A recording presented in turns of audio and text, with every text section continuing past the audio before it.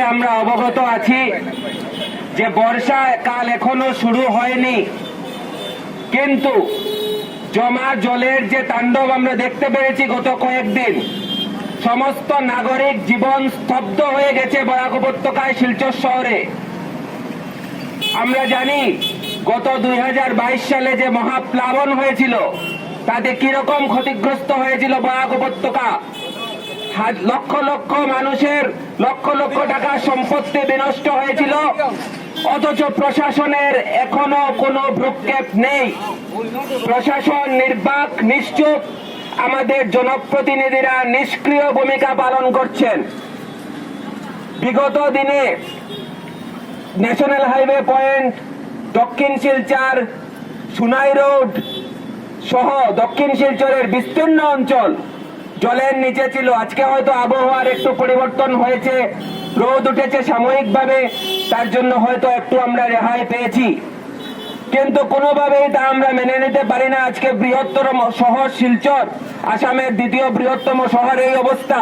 নাগরিক জীবন সম্পূর্ণ স্তব্ধ হয়ে গিয়েছিল এবং পথচারীদের যে দুর্গতি, যে দুর্দশার মধ্যে তারা পড়েছেন তা বর্ণনা করা যায় না। ঢাক ঢোল পিটিয়ে আমরা জানি রাঙ্গের ঘাড়িতে কাজ শুরু হয়েছিল, কিন্তু সেই কাজ শেষ হয়নি। লঙ্গাই খাল খননের কাজ হচ্ছে না, রাঙ্গের খাল খননের কাজ হচ্ছে না। শহরে স্তূপীকৃত আবর্জনা জায়গায় জায়গায়। নির্বাচিত কোনো পুরো বোর্ড নেই, পুরো বোর্ডের নির্বাচন স্থগিত করে রাখা হয়েছে। কার স্বার্থে পুরো বোর্ডের নির্বাচন স্থগিত করে রাখা হয়েছে? এবং পুরো প্রতিনিধিরা নেই। আমাদের খুব, নাগরিকদের খুব কাদের কাছে জানাবেন এই ধরনের বিশৃঙ্খল অবস্থা কেন আজকে বরাক উপত্যকায়?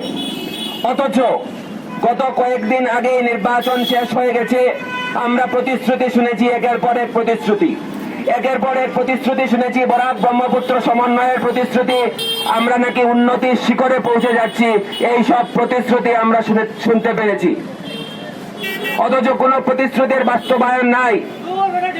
আজকে বরাক উপত্যকা দিসপুর থেকে বিচ্ছিন্ন হয়ে আছে। রেল সড়ক যোগাযোগের কোনো অবস্থা নেই, রেল সড়ক, সড়ক ব্যবস্থা সব আজকে স্তব্ধ। যে বিকল্প মহাসড়কের কথা বলা হয়েছিল, বিকল্প সড়কের কথা, সেই কাজও সমাপ্ত হয়নি। বিমানের ভাড়া আকাশ ছোঁয়া হয়ে গেছে, সাধারণ মানুষ কিভাবে যাতায়াত করবেন? এই পরিস্থিতিতে আজকে আমরা এখানে আছি, মনে হচ্ছে কোনো প্রশাসন নেই, কোনো জনপ্রতিনিধি নেই। আমরা যেন এক আদিম সমাজে বসবাস করছি। এবং আমরা জনপ্রতিনিধিদের, আমাদের কি বিশ্বাস করেন তারা?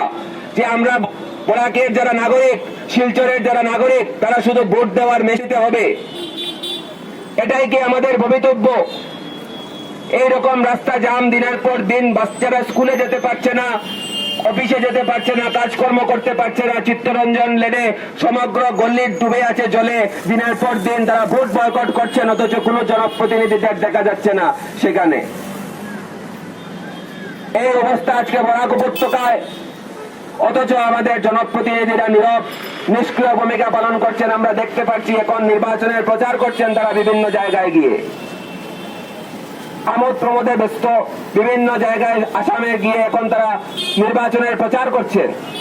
কিন্তু বরাক উপত্যকার মানুষ আজকে এই বিভীষিকার মধ্যে বসবাস করছে, এবং এটাই নাকি উন্নতি। এই নীচ মানসিকতার আমরা ধিক্কার জানাই। আজকে আমরা এখানে সমবেত হয়েছি শিলচরের শুভবুদ্ধি সম্পন্ন মানুষ যারা নাগরিক আছে, আপনারা সকলেই আজকে সমবেত হন, কারণ এটা কোনো বিশেষ দলের জমায়েত নয়। বরাক উপত্যকার আপামর জনগণ আজকে দ্বিতীয় শ্রেণীর নাগরিক বানিয়ে রাখা হয়েছে।